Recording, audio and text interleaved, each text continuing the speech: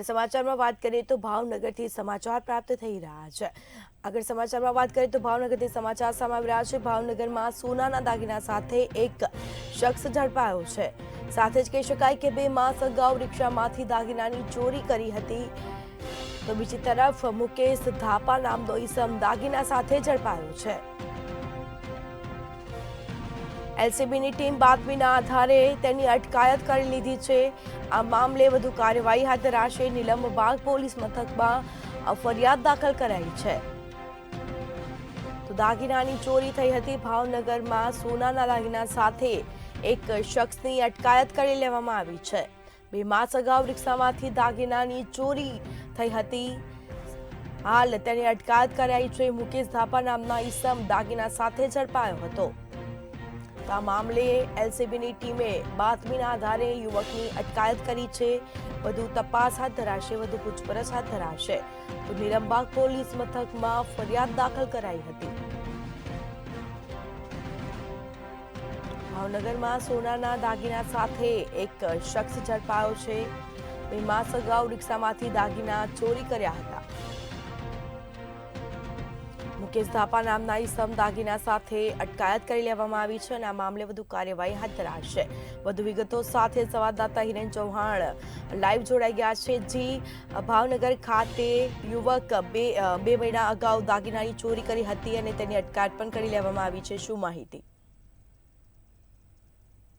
જી, ચોક્કસ જણાવી દો તો 2 મહિના પૂર્વે ભાવનગર નીલમબાગ પોલીસ સ્ટેશન વિસ્તારમાં દિલીપ નામના જે વ્યક્તિ છે તેને ફરિયાદ નોંધાવી છે કે તે અમદાવાદ અને ગાંધીનગર પોતાના પરિવાર સાથે પ્રવાસમાં ગયા હતા। તે દરમિયાન તેમનું એક પર્સ તેમના પરિવારજનોનું છે, જેની અંદર સોના ચાંદીના દાગીના તેમજ એક મોબાઈલ છે તેને લઈને ફરિયાદ નોંધાવી હતી, જેની 2 મહિનાથી તપાસ શરૂ હતી। ત્યારે ગઈકાલે કહી શકાય કે રાત્રે દરમિયાન ભાવનગર લોકલ ક્રાઇમ બ્રાન્ચની ટીમ જ્યારે પેટ્રોલિંગમાં ત્યાં તે સમયે વાઘાવાડી રોડ દક્ષિણામૂર્તિ જે સ્કૂલ છે તેના ખૂણા ઉપર જે ઈસમ છે મુકેશ તે શંકાસ્પદ આવતા તેમને અટકાયત કરી।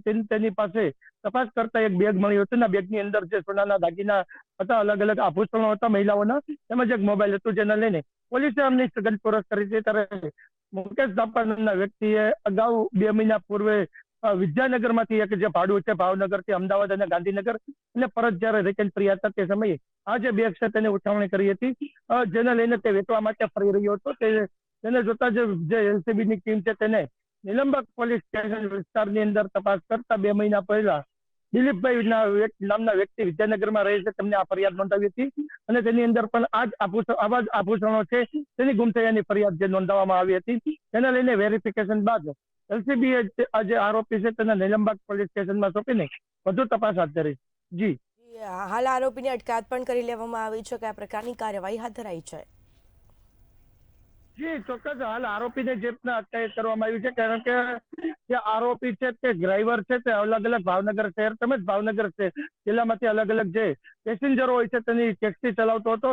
ત્યારે ડ્રાઈવરે અગાઉ કોઈ આવા કાર્ય કર્યા છે તેની કારણ કે ભાવનગર વિસ્તાર સહિત જે બહારથી મુસાફરો આવતા હોય છે, જે પર્યટકો ભાવનગરના હોય છે, તે પણ આવી ટેક્સીઓ છે તે ભાડે રાખતા હોય છે અને તેનો પણ સામાન ડ્રાઈવરને ભરોસો રહેતો હોય છે। સ્વાભાવિક છે કે કોઈ પણ વ્યક્તિ જ્યારે કોઈ પણ ટેક્સી ભાડે કરતો હોય છે ત્યારે તેનો સામાન છે કે ડ્રાઈવર ઉપર જે કહી શકે ભરોસો રાખીને હોય છે, પરંતુ આવા જે ડ્રાઈવરો છે તે બીજા અન્ય ડ્રાઈવરો ઉપર લાંછન જેવું જે કાર્ય થયું છે, કારણ કે ડ્રાઈવરની નોકરી સાથે જે ચોરીનો ગુનો છે તે દાખલ નીલમબાગ પોલીસ સ્ટેશનમાં થયો છે અને એનો આરોપી ઝડપાયો છે। ત્યારે પોલીસ એ તરફ પણ તપાસ કરશે કે અગાઉ પણ આ જે મુકેશ ધાપા છે તેમને કોઈ ગ્રાહક સાથે છેતરપિંડી અથવા તો કોઈ ગ્રાહકનો માલ ચોરી કર્યો છે કે નહીં, અન્ય કેટલા ગુનાઓ આને કર્યા છે તે દિશામાં પણ પોલીસ તપાસ હાથ ધરી છે। જી, જી, તમામ જાણકારી આપવા બદલ આપનો આભાર। તો ભાવનગરમાં સોનાના દાગીના સાથે એક શખ્સની અટકાયત કરી લેવામાં આવી છે।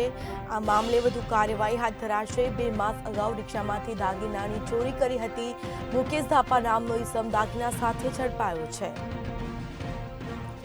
તો એલસીબીની ટીમે બાતમીના આધારે તેની અટકાયત કરી લીધી છે। આ મામલે વધુ પૂછપરછ હાથ ધરાશે।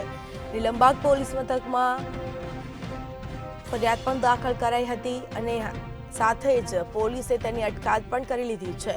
ભાવનગરમાં સોનાના દાગીના સાથે એક શખ્સ ઝડપાયો છે। 2 માસ અગાઉ રિક્ષામાંથી દાગીનાની ચોરી કરી હતી।